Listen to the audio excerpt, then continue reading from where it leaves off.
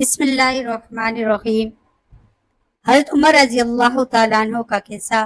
حضرت عمر جن کے پاک نام پر آج مسلمانوں کو فخر ہے اور جن کے جوش ایمانی سے آج 1300 برس بعد تک کافروں کے دل میں خوف ہے، اسلام لانے سے قبل مسلمانوں کے مقابلہ اور تکلیف پہنچانے میں بھی ممتاز تھے۔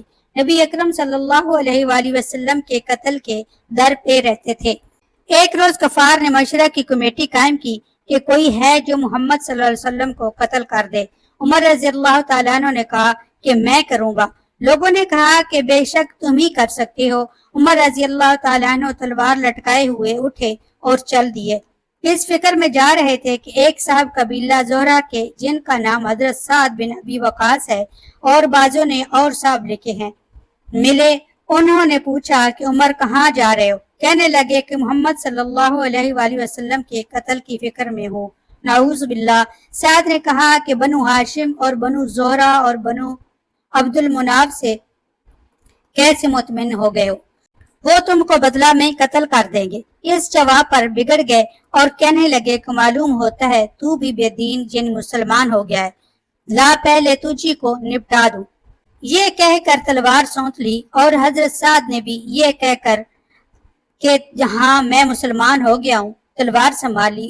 دونوں طرح سے تلوار چلنے کو تھی کہ حضرت سعد رضی اللہ تعالی عنہ نے کہا کہ پہلے اپنے گھر کی تو خبر لے، تیری بہن اور بہنوئی دونوں مسلمان ہو چکے ہیں۔ یہ سننا تھا کہ غصہ سے بھر گئے اور سیدھے بہن کے گھر گئے۔ وہاں حضرت خباب کوار بند کیے ہوئے ان دونوں میاں بیوی کو قرآن شریف پڑھا رہے تھے۔ حضرت عمر نے کوار کھلوائے۔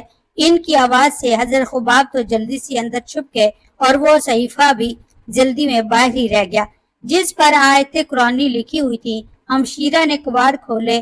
حضرت عمر کے ہاتھ میں کوئی چیز تھی جس کو بہن کے سر پر مارا، جس سے سر سے خون بہنے لگا اور کہا کہ اپنی جان کی دشمن تو بھی بددین ہو گئی۔ اس کے بعد گھر میں آئے اور پوچھا کہ کیا کر رہے تھے اور یہ آواز کس کی تھی؟ بہنوئی نے کہا کہ بات چیت کر رہے تھے۔ کہنے لگے کیا تم نے اپنے دین کو چھوڑ کر دوسرا دین اختیار کر لیا ہے؟ بہنوئی نے کہا اگر دوسرا دین حق ہو تب۔ یہ سننا تھا کہ ان کی داڑھی پکڑ کر کھینچی اور بے تحاشا ٹوٹ پڑے اور زمین پر گرا کر خوب مارا۔ بہن نے چھڑانے کی کوشش کی تو ان کے منہ پر ایک تمانچہ اس زور سے مارا کہ خون نکل آیا۔ وہ بھی آخر عمر ہی کی بہن تھی۔ کہنے لگی کہ عمر، ہم کو اس وجہ سے مارا جاتا ہے کہ ہم مسلمان ہو گئے۔ بے شک ہم مسلمان ہو گئے ہیں، جو تجھ سے ہو سکے تو کر لے۔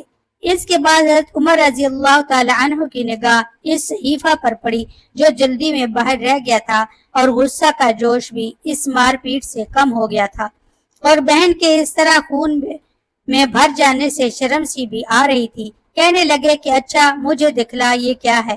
بہن نے کہا کہ تو ناپاک ہے اور اس کو ناپاک ہاتھ نہیں لگا سکتے۔ پھر چند اصرار کیا مگر وہ بے وضو اور بے غسل کے دینے کو تیار نہ ہوئی۔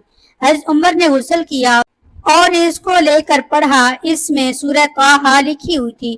اس کو پڑھنا شروع کیا اور اننی انت اللہ لا الہ الا انا فاعبدنی واقم الصلاۃ لذکری تک پڑھا تھا کہ حالت ہی بدل گئی۔ کہنے لگے کہ اچھا مجھے بھی محمد صلی اللہ علیہ وآلہ وسلم کی خدمت میں لے چلو۔ یہ الفاظ سن کر حضرت خباب اندر سے نکلے اور کہا کہ اے عمر، تمہیں خوشخبری دیتا ہوں کہ کل شب میں حضور اقدس صلی اللہ علیہ وآلہ وسلم نے دعا مانگی تھی کہ یا اللہ، عمر اور ابو جہل میں جو تجھے زیادہ پسند ہو اس سے اسلام کو قوت عطا فرما۔ یہ دونوں قوت میں مشہور تھے۔ معلوم ہوتا ہے کہ حضور اقدس صلی اللہ علیہ وآلہ وسلم کی دعا تمہارے حق میں قبول ہو گئی ہے۔ اس کے بعد حضور اکرم صلی اللہ علیہ وسلم کی خدمت میں حاضر ہوئے اور جمعہ کی صبح کو مسلمان ہوئے۔